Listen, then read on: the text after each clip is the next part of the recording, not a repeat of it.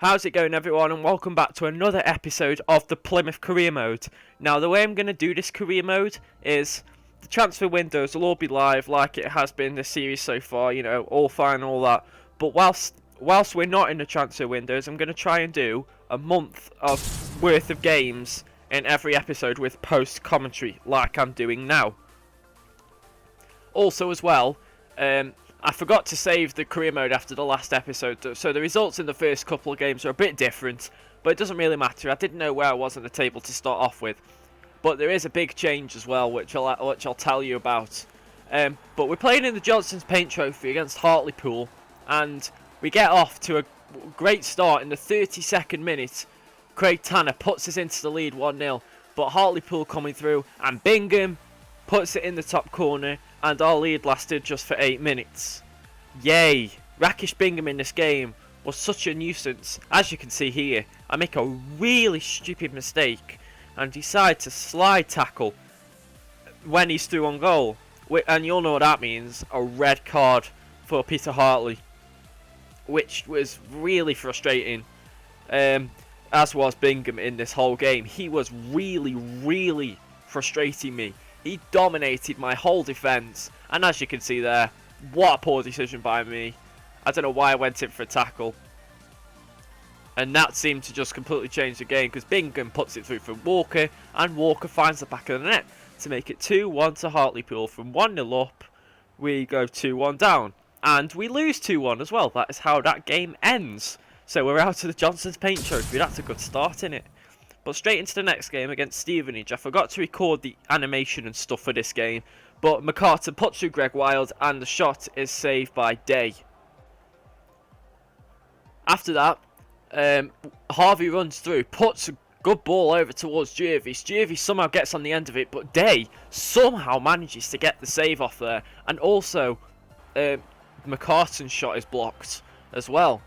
We've now got Harvey running through the defence here, looking to get away from the defence. He does that, puts a low cross in, but Day gets there just before Jervis and stops a certain goal. But now Stevenage come through in the second half and they score. That's what I get for not finishing my chances. That was their first chance of the entire game and they scored it. 67th minute and we find ourselves 1-0 down. And now we go straight from the kick-off after that goal. Zeknini running down this right-hand side, not letting anyone tackle him, using his pace, getting the cross in, and Tanner's going to score. No, he doesn't. He hits the flipping post. Of course he does, yeah. That just summed up the game. Jervis now running through, trying to get past his two defenders, who Stevenage defended so well. Jervis gets a good ball in, and Craig Tanner, who was probably the smallest player on the pitch, gets the goal and equalises, and yeah, that's how the game finishes, 1-1. And again, we're not doing so well on camera. We now go into the next game, and we're at home to Wycombe this time, and after the last two games I am looking to get a big win. And as you can see there, McCartan has tripped up right on the edge of the area. We're only in the 7th minute here. The referee books the defender, Joe Jacobson gets booked, and Wild is on the end of this free kick. I have a quick look to see if there's anyone better than Greg Wild, but there doesn't end up anyone being better than Greg Wild, and this will show you why. Beautiful free kick, fantastic free kick if I'm being honest. I did not expect to score that at all, but Greg Wild proved me wrong, and just look at the way he scores this, if the replay ever starts. Over the wall, over the keeper. The wall didn't jump, to be honest, but now we come through with McCartan, who is just absolutely bulldozing the defence and puts it under the keeper to make it 2-0 to Plymouth, and we are 12 minutes in and winning 2-0. And as you can see, another mistake by the Wycombe defence. Harvey puts the ball through for McCartan, and McCartan scores again, his second goal of the game, and we're winning 3-0 inside 20 minutes. This game was mental, and McCartan running through again, puts the ball in. Zeknini, I love that goal. I didn't mean to cross it like that with McCartan, but it was all worthwhile. Zeknini was unmarked, and just look at the volley. Beautiful side-footed volley into the bottom corner. Second half now, and Wycombe give the ball away again, and Jervis sends McCartan away. and McCartan with his pace just simply gets round the defence. Beautiful stuff, and it's pretty much a carbon copy of his first goal. Shane McCartan has a hat-trick in his first league game for us. 5-0 against Wycombe, and I thought I would be kind and not score any more goals against Wycombe because I feel like I'd humiliated them enough, you know what I mean? So I won 5-0. We now go on to a couple of simulated games. We play Hartlepool away from home, and once again we lose to Hartlepool, and once again Bingham scores their goal. We then play Accrington Stanley at home, and I can't remember what happened. Yes, we draw 1-1, that's it. They went 1-0 up. But now this is the change. We're playing Liverpool at home. If you can't remember, in the last episode we got knocked out of the first round of the Capital One Cup, but I didn't save it. So what happened was I had to do the whole career mode again, and basically, what was I going to say? Flip. Oh yeah, that's it. I was going to say that Martin Scale gets sent off. I completely forgot what I was going to say then. That's it. We simmed the first round, won. We simmed the second round, won away at Blackburn somehow. And now we're playing Liverpool in the third round. And as you can see, Martin Skirtle gets a second yellow card after stupidly pulling McCartan down in the box. And Jake Jervis has a fantastic opportunity to make it 1-0, which he does. And we are beating Liverpool 1-0 at home. This wasn't even meant to happen this game, but my stupidity actually rewarded me.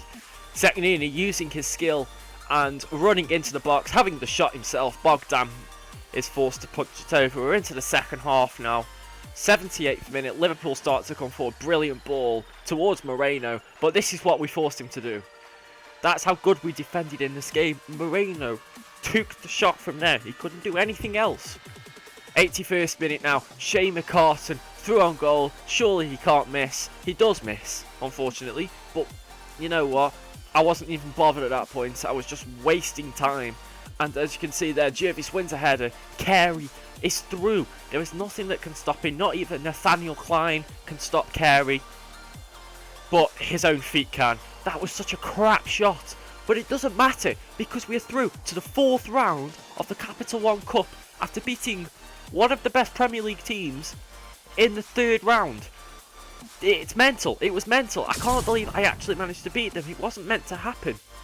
But now we get into a game away at Exeter, and I think this is Plymouth's rival teams. Like, is it the Devon Derby or something like that? I think that's what they call it. Or that might be Exeter against Yeovil. I don't know.